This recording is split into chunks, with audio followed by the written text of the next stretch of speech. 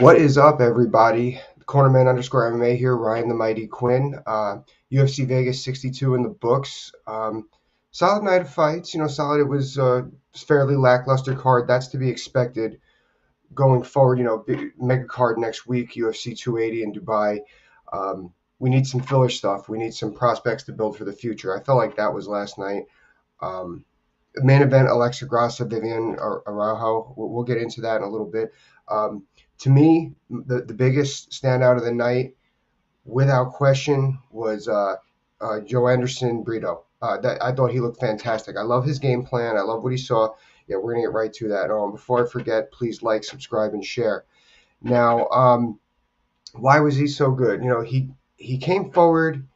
He took the center and then he waited for his opponent, for Lucas Smith to back up. For Lucas to back up. And then when he did that, he stalked him down and he kept him against the fence.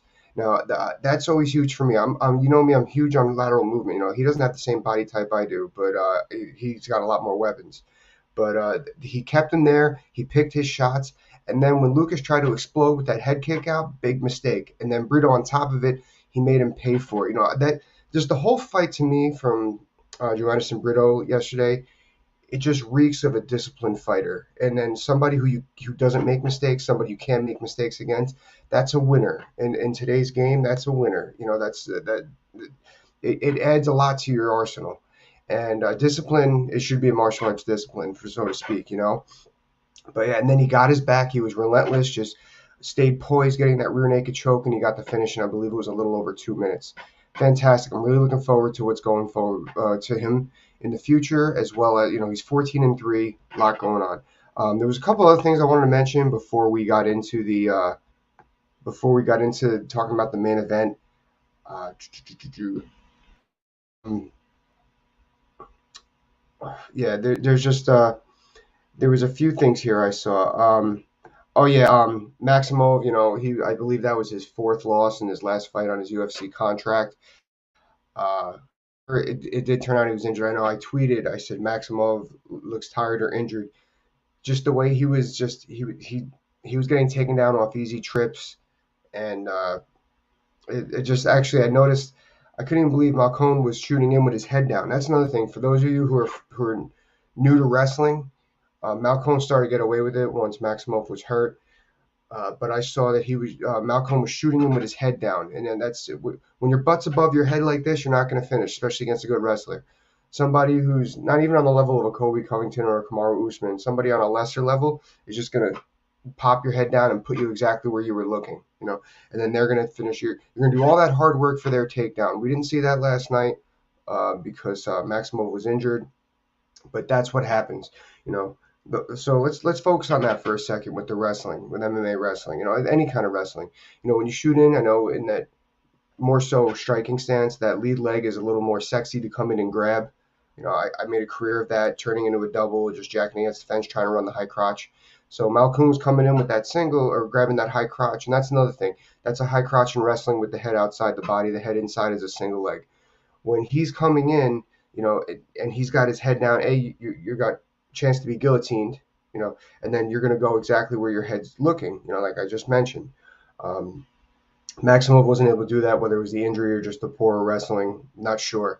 But he wasn't able to capitalize. And then those half-hearted trips. And then once they were on the ground, once I saw that he was just getting the guard and accepting it, it's like this isn't a gi jiu-jitsu tournament, so you got to make things happen. You got to post and get up. You got to try to go for submissions. He wasn't doing any of that. He was just trying to grab that wrist control and try to eat up the clock. And then when he stood up, I was like, oh, okay, that makes sense now.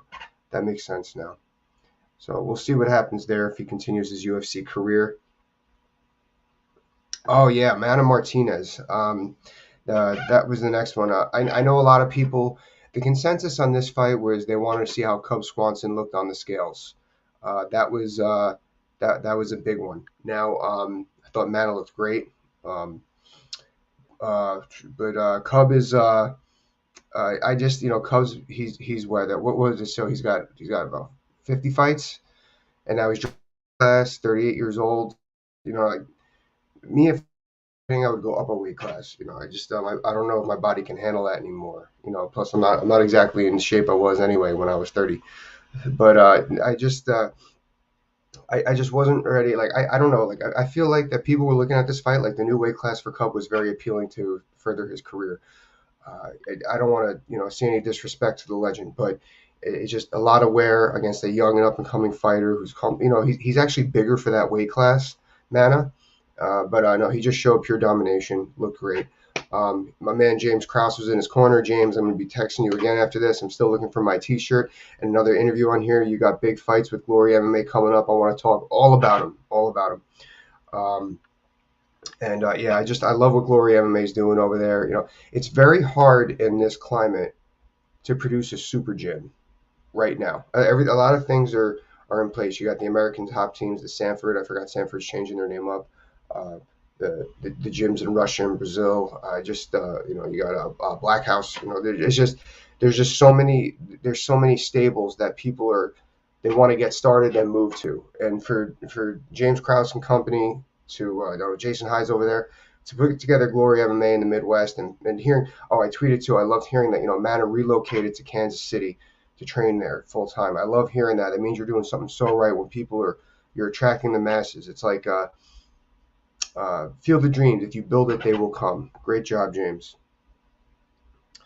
All right, Rafael Asensio, congratulations, champ. Loved seeing that. Now the main event, Viviane Araujo versus Alexa Grasso. Now, very very tough fight. I thought Araujo was going to pull it out. That was my prediction prior.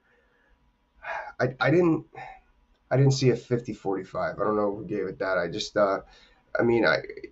Every round could have went either way. Actually, Araujo, every takedown she scored, I didn't score personally, knowing what I know in the judges' decisions cards. I know the way the fight was going, you're going to be scoring the striking in those fights. Maybe you could have scored the takedown, and I believe it was round 3 or 4 to finish, because there was a lot of cancellation going on with the striking. That's something we got to get cleared up with the judges. I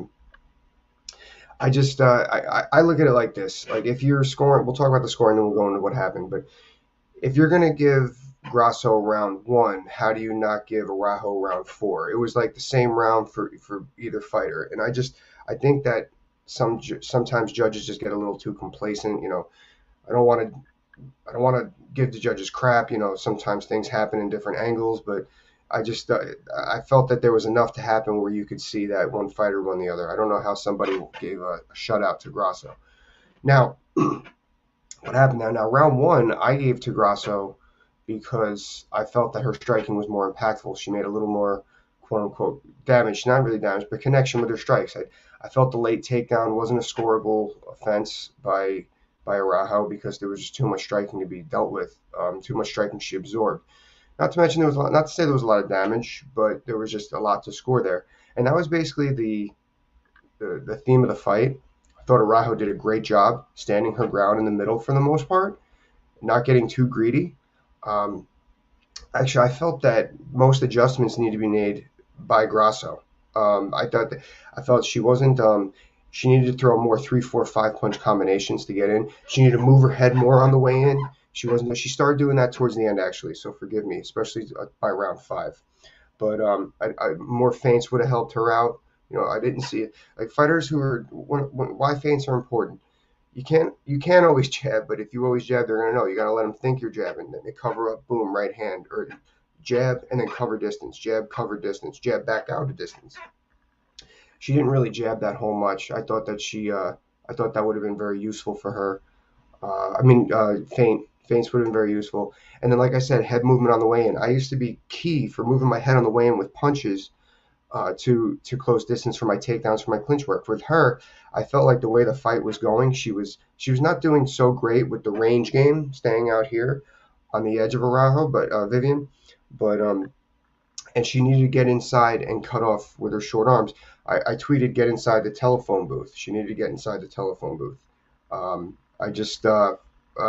She kind of started doing that, like I said, a little more activity than the taller fighter and Araujo, and that's what got her the decision. So I wasn't hemming and hawing. I was watching the fights. I was watching the Yankee game.